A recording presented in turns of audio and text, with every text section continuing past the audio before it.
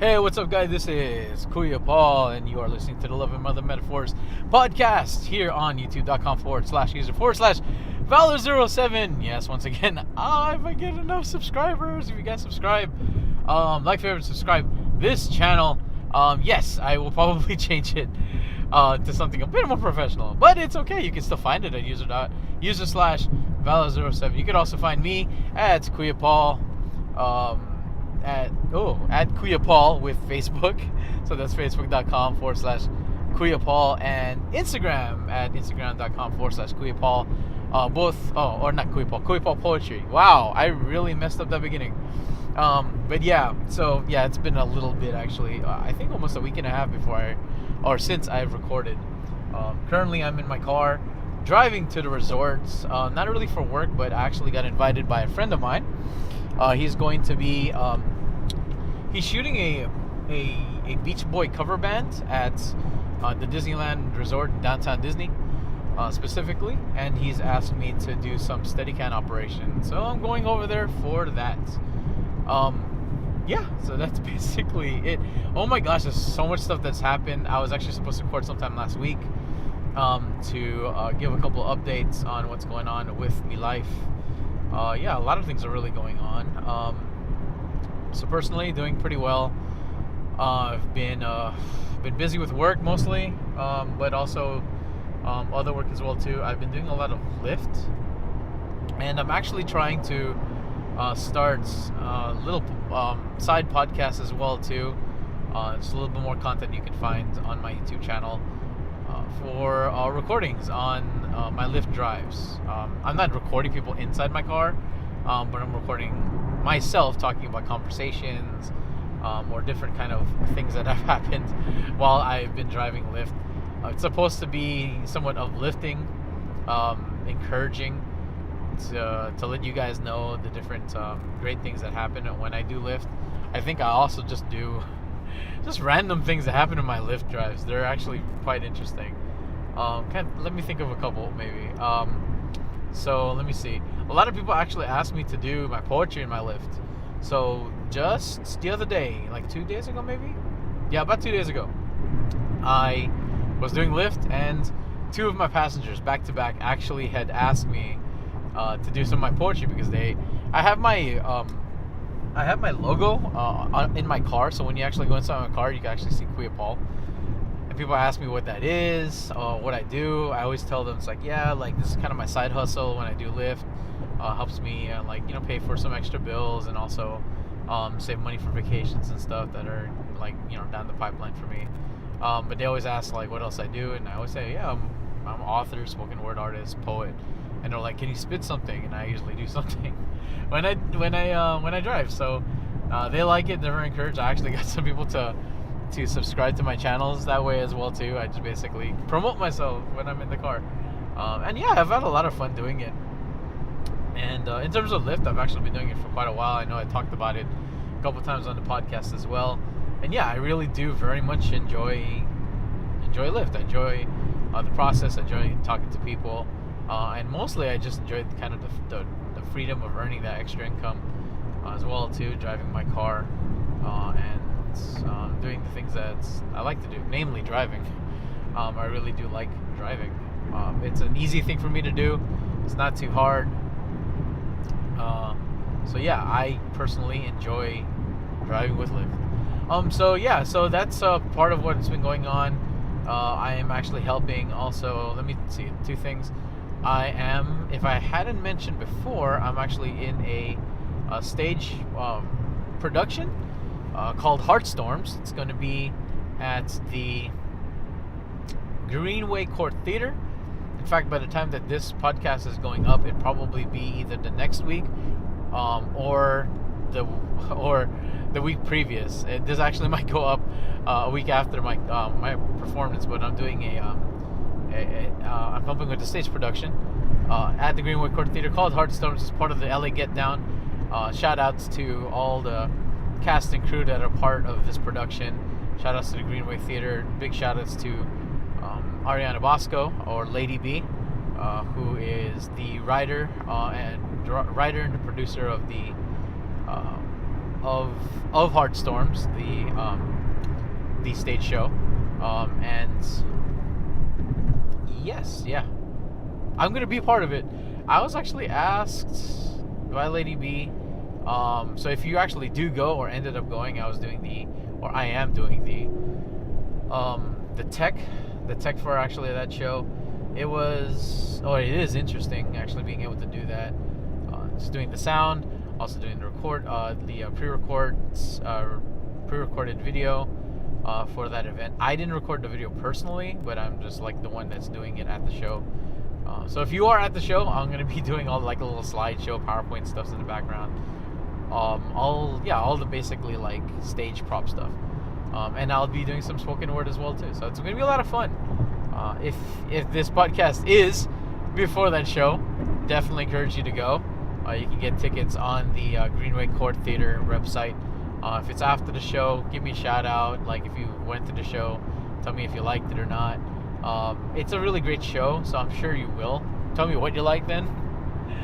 And yeah, that's basically it. That's kind of an update. Oh, and I'm also helping with a music video. More details for that to come up soon. But I'm helping with the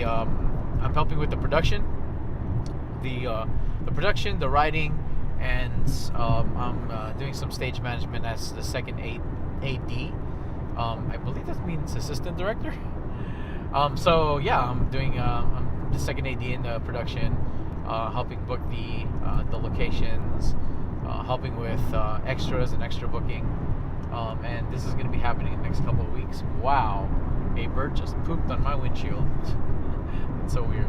Anyway, yeah, so all this stuff is definitely going to be happening in the next couple of weeks. I'll have more information once like the video goes underway, but I am going to be working with my director for my last video, Sammy Villanueva.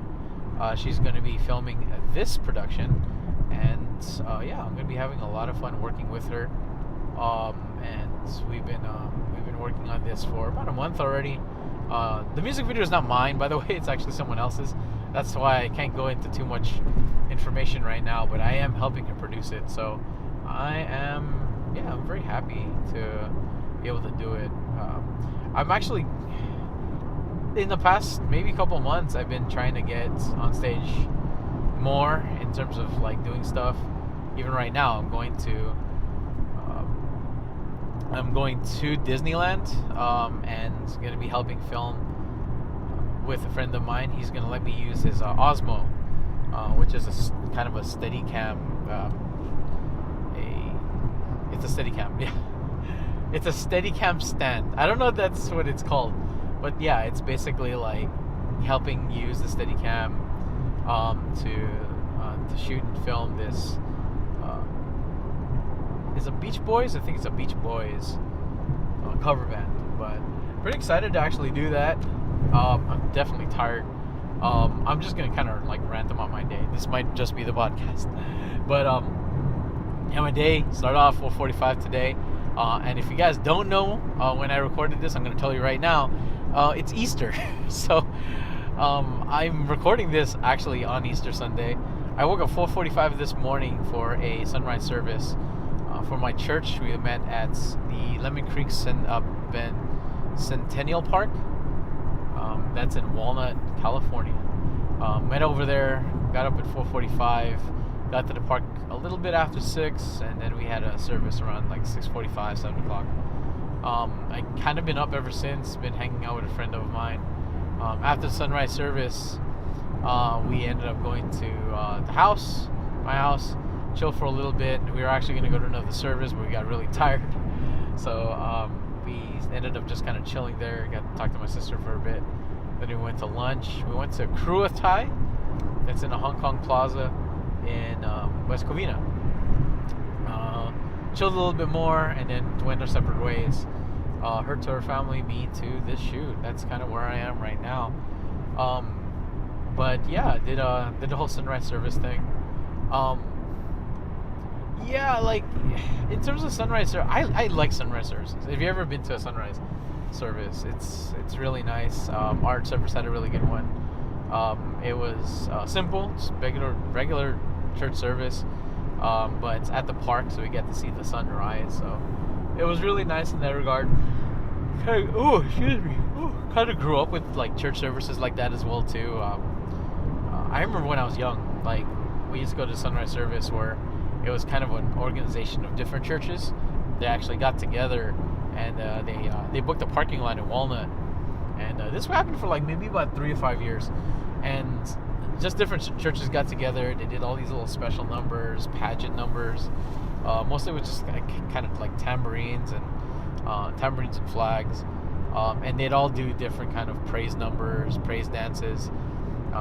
Different worship teams would get together, and of course we'd go there for sunrise service. It was really big event. And I kind of grew up with that idea of just like I wanted to go to a service Easter Sunday on the sunrise, as of course the sun rises, our Lord rose again as well too. So that's why like I have kind of this this mindset of just going to like sunrise services and being able to do that. A little background about myself. As I talk about sunrise services, there's a lot of things that we used to do, that I used to do within the church. When I was a little kid, I was very wrapped up within the church organism and the church community. When I was a kid, we used to do like little church dance numbers, where we'd get songs from like church tapes and CDs, mostly tapes back then. We didn't know CDs yet, but we would just play these songs, and the kids would we as the kids would dance to the songs. We'd have like choreography and everything. I guess that's where my stage presence came from, because as a kid, when I was like 7, 8, 9, 10 years old, I'd be up on stage, and the stage would be of course at the church, but we'd dance, we'd sing. So I was like in like small little kids choirs. I was doing dance numbers and choreography. There was one really big moment where our church actually did this really long choreographed dance. It was a traditional Filipino dance, I remember, and I had the whole costume. I had like kind of a white shirt with a colored scarf, I had straw hat, black pants. Excuse me. I'm sorry, 445 guys, sorry.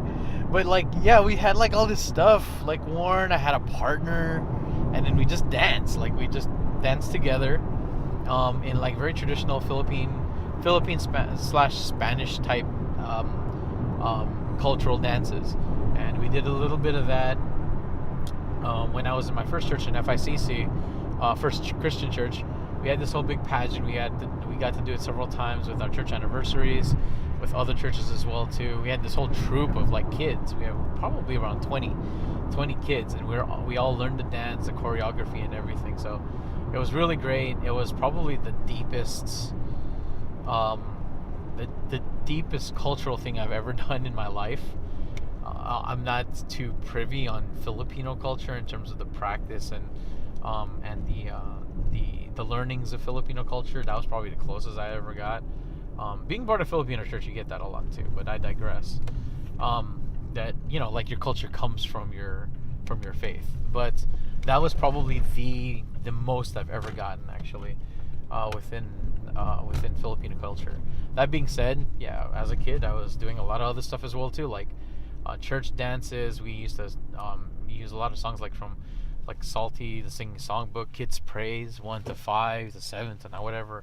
Like they're just different songs that kind of converted for kids singing them.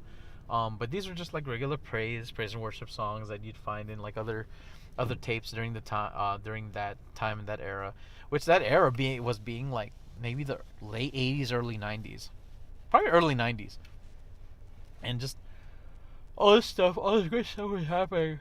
As a kid, in terms of performance, I even got kind of like the stint to sing a little bit. Now I was in a bunch of like small temporary like church choirs. There was this one choir I remember with the they were doing this 1 day or 2 day program where they were just assembling kids, going through a couple of like vacation Bible school stuff, but then we were organizing together to create one really big choir outreach. and this was in the I think it's just like a Lutheran church. I believe it's a Lutheran church in LA. Um, it's this big church right off of the 101, and then we met there for 2 days in a row. It was so last minute. Our aunt actually invited us, and we sang. We sang what was it? I remember the song. Hold on. I'm gonna remember. Hold up. Shine Jesus Shine. So the song was Shine Jesus Shine, fill this land with the Father's glory. Blaze Spirit blaze, set our hearts on fire. Flow river flow, flood the nations with grace and mercy. Send forth your word, Lord, and let there be light. That was a very old song. As kids, we sang the song in a park. It was a pre-recorded tape. But there was a bunch of kids that got together, all these random kids. And I remember it very vividly that we practiced for 2 days. We got there late, but my aunt kind of tried to get us in the program still because they still needed kids. Me and my sisters were part of the choir's choreography, and we learned the whole thing. And I almost vividly remember like doing the choreography. After that, it was kind of an outreach where we shared the gospel to people at a local park. We actually got to share it to this family, this woman and her kid. This is long time ago. When I was like maybe, I think at most I was like maybe 12 or maybe 13 at most, maybe younger, maybe even 10.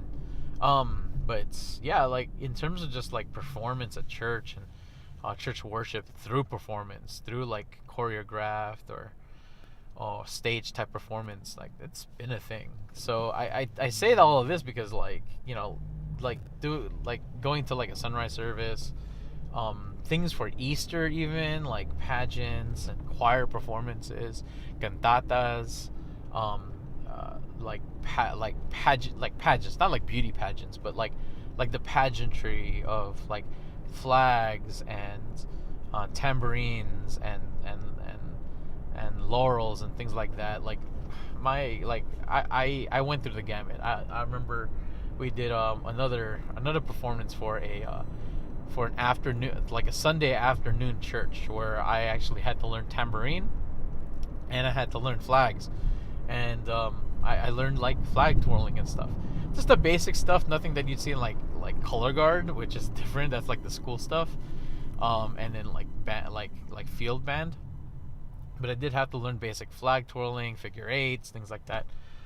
And that was interesting as well too. I wore like white pants, white shirts. I had a little with like a scarf around my waist. I forget what that thing's called. I freaking look like Aladdin. But I had to wear that, and that was a hard one because that church was like in the afternoon, so we had to do this whole pageant in the afternoon. And like the fact that I yawned 3 times today on a Sunday afternoon just shows you like just how hard that is on the body when your body just wants to rest at like 3 p.m. in the afternoon. Like it was pretty hard, but we got through that as well too. So I don't know, my like myself, my family, and we have this like kind of history of just doing pageants at the church. And I think a lot of what I do right now in terms of being on stage and performing, a lot of it started there. My family, aunts, uncles, my mom, my dad, I think performance kind of runs in the blood. Even my parents, like they used to like, and they still do to a certain degree in terms of just performance value. But I remember before they even like, you know, converted to Christianity and met God and had a relationship with God, like they were listening to like Madonna and MJ and Vandross and freaking, like I remember like hearing all this stuff like at the house, and I knew they really had a love for like kind of music and performance. And I think I know that it kind of grew in the church because my parents ended up becoming like part of the praise and worship team. They learned instruments, they learned how to sing. They never became like professionals at it, but they got pretty dang close at one point. So it was awesome. It was a really nice experience for me, because later on I became part of the praise and worship team. I learned how to sing and dance and perform on stage without being too embarrassed. I was able um, to to get so comfortable on stage that I was able to teach and to preach, to become a minister and a pastor. But later on, unbeknownst to me, I'd also be able to become a, a spoken word artist and a poet. So like it's a funny way that how everything comes. I don't want to say full circle because I still have a lot to go. I have a long way to go, I should say, in terms of like learning more. But it's funny how things work out. That I still want to like perform. I still want to do all these things, and I think it just comes from my family. It comes from all the different things that I had to go through as a kid, and performing at church and doing all this other stuff. And yeah, like even when I was young, my cousins were doing it as well too. And you see them now, they probably wouldn't be on stage anymore to do any kind of performance, but it definitely helped them socially, helped them discover them socially and be able to talk to people more because they knew what it was like being in front of people. Albeit they're not all performers now, not in the least. Like most of them are just doing just like regular stuff, regular jobs like accountants or nurse or whatever. But yeah, like I know it's helped them to a certain degree, being able to do stuff in front of a lot of people. Any kind of social anxiety or any kind of speech anxiety or that they've either lost or they've kind of trained themselves not to have so much of it. So it's nice. It was refreshing to see it in hindsight. You know, when you're a kid, you're just embarrassed. For me, I don't remember being embarrassed personally, not all the time. In terms of being on stage, I just kind of knew it's like, well, we have to do this, guys. So we just kind of did it. We weren't embarrassed as much as we were just like, like let's just get through it because we have to, because our parents are making us. I think something clicked in me personally where just like, okay, I think I get it. I think me personally, I couldn't say that I loved it, but I did get used to it. And I think that's what made me start loving other aspects of performance. I think, like definitely in music.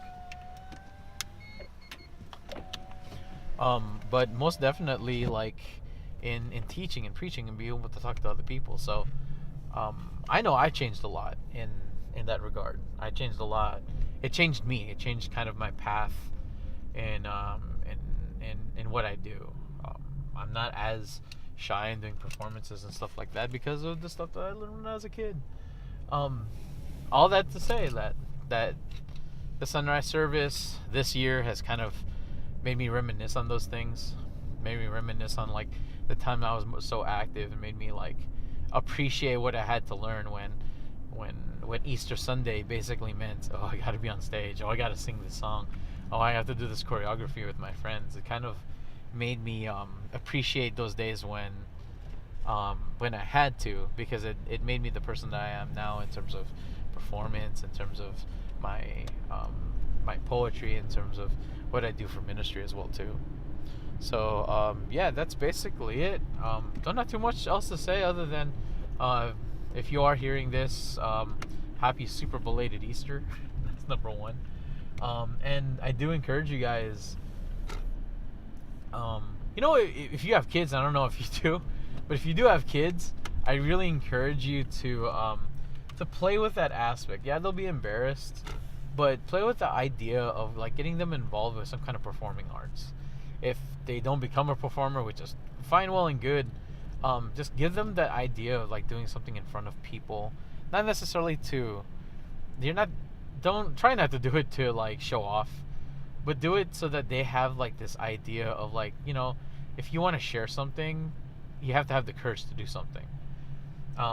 As for myself, like, I think that's what I learned, especially in performance, that if I wanted to share something, I had to have the courage to step out of my comfort zone and actually do something, say something. I think that's also why I really believe that's also why I can speak. I can do spoken word, because I have this instinctive idea now that things like the gospel, like God and what He's doing in my life, if I want if I want to express that, if I want to share that, I have to know the courage to do it. I have to embrace the courage to be able to do that. And that's what I do. So I go out and I preach the gospel through my poetry, through my performance, through my spoken word, um, through my reading. Um, I do that.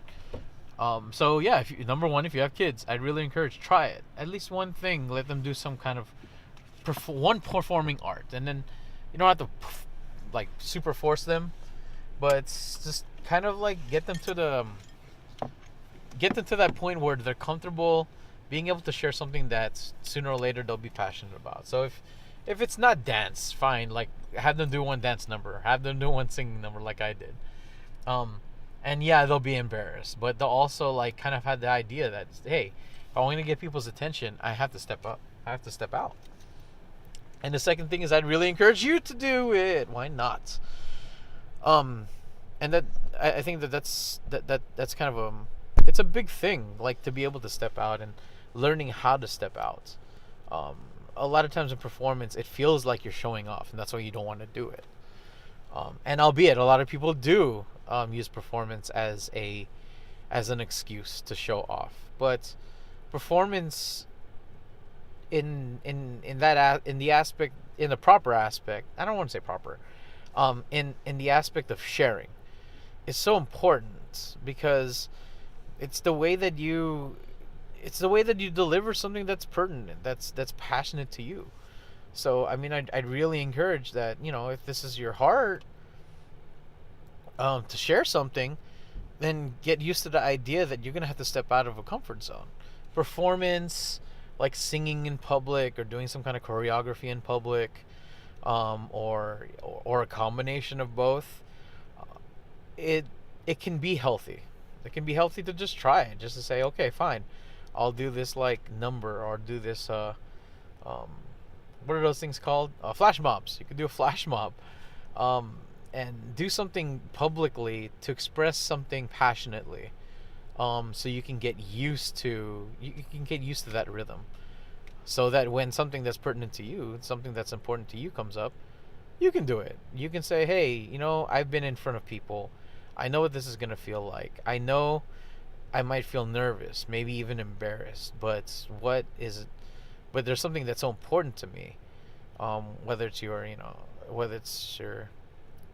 personal passion, your faith,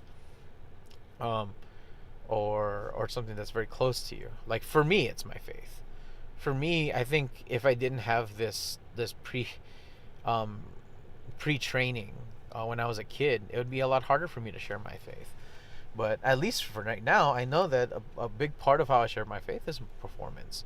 A big part of how I share my faith is talking to this mic all random and all awkwardly, but having kind of like this heart and this spirit, this spark to basically have the passion to step out of a comfort zone, to talk to this mic like I'm talking to someone in my passenger seat, and be able to just go out there and say, hey, yeah, I'll feel embarrassed, I'll feel awkward, maybe even weird, but there's a message that I need to say. There's something that I need to say, and I'm willing to step out of that comfort zone to say it. There's also, of course, like the idea and the aspect of learning how to say things not in just tact, but say things properly, say things passionately, and saying things with skill and with finesse. I think a lot of people want to say stuff. They want to say something important. They want to spread the gospel, but they lack the proper training, the social know-how to do it in a nice way that people actually listen, to do it in a way where people don't feel embarrassed around them, to do it in a way that captivates people and not embarrasses other people, or even loses interest in other people. I think that that's what's really important with performance. I think performance is a way where it teaches you captivation. It teaches you how to take captive an audience, teaches you how to draw attention, and that's why I really recommend it. It's so sad when I see someone that's so passionate about something, but they have no viable and effective way of sharing that news. especially when it comes to the gospel, especially when it comes to God and to Jesus and to what He's done for us. When I see people, it's like I really want to share the gospel, but I'm so like awkwardly social, or I have no viable um, and captivating platform that no matter how passionate you are, no one will listen. I think that's what the idea of performance can be all about. Being able to just get up on the stage and practice. Like, well, what does take people captive? And knowing that skill and passion and value in performance can get people captive enough to hear your story, to hear your testimony, to hear your message. There's a lot of importance. I think a lot of people should be more inclined to learn how to perform.